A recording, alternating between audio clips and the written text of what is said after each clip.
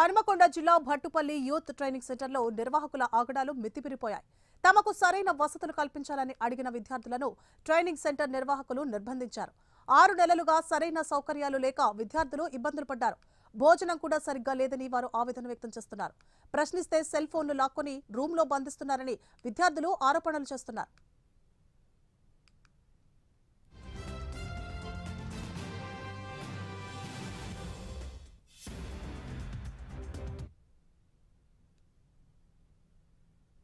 Study proper కూడా లేదు, food లేదు, మెయింటెనెన్స్ మంచిగా లేదు, రెస్పెక్ట్ లేదు, మాకు ఫెసిలిటీస్ ఏది మంచిగా లేదు.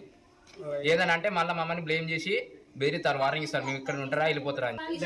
ఫుడ్ కోసం వచ్చిన ఏదైనా అంటే ఫుడ్ కోసం వచ్చినా లేదా దేనికోసం వచ్చింది, మీ చదువుకోవడం వచ్చిన ఫుడ్ కోసం వచ్చినా అని అడుగుతాను.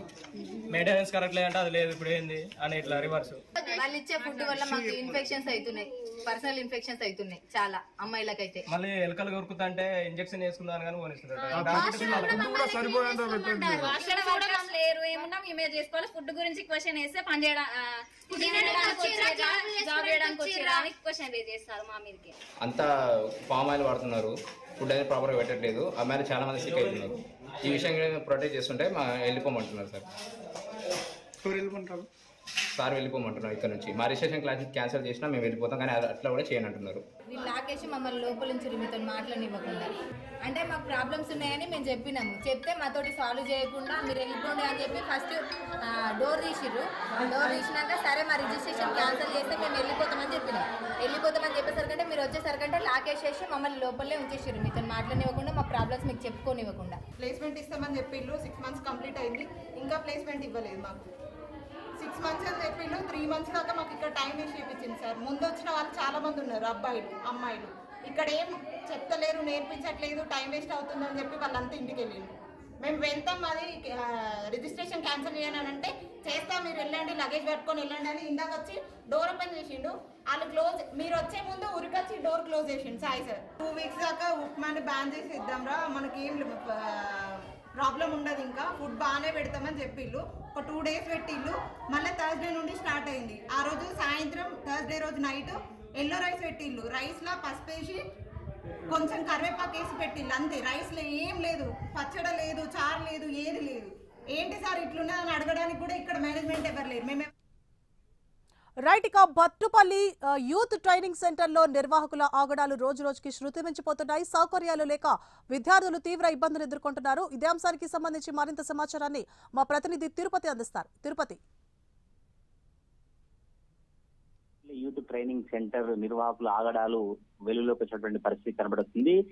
వసతులు కల్పించాలని విద్యార్థులు అడిగితే విద్యార్థులను నిర్బంధించిన దృశ్యాలను చూస్తున్నాం. 6 నెలలుగా సరైన సౌకర్యాలు లేక ఇబ్బందులు పడుతున్నామని విద్యార్థులు వారి ఆవేదన వ్యక్తం చేసినటువంటి పరిస్థితులు గమనిస్తున్నాం. భోజనం కూడా సరిగా లేదు, పట్టించుకోవట్లేదు. రెగ్యులర్ గా ఫుడ్ విషయంలో కావచ్చు, రెగ్యులర్ గా వసతులు కల్పించిన విషయంలో ఇక్కడ నిర్వాహకులు సరిగా చూసుకోవట్లేదని గత కొద్ది రోజులుగా చెప్పినప్పటికీ కూడా ఎవరు పట్టించుకోవట్లేదు. మీ రిజిస్ట్రేషన్ క్యాన్సిల్ చేస్తాం, మీరు వెళ్ళిపోవాలని చెప్తున్నారు, కానీ మేము రిజిస్ట్రేషన్ క్యాన్సిల్ చేస్తేనే వెళ్ళిపోతామని వీరు అన్నప్పటికీ కూడా అప్పటి నుంచి నిర్వాహకులకు సంబంధించినటువంటి తీరు సరియలేదు. ప్రశ్నిస్తే సెల్ ఫోన్లు లాక్కొని రూమ్ లో బంధిస్తున్నారని విద్యార్థులు ఆవేదన వ్యక్తం చేసినటువంటి పరిస్థితి కనబడుతుంది.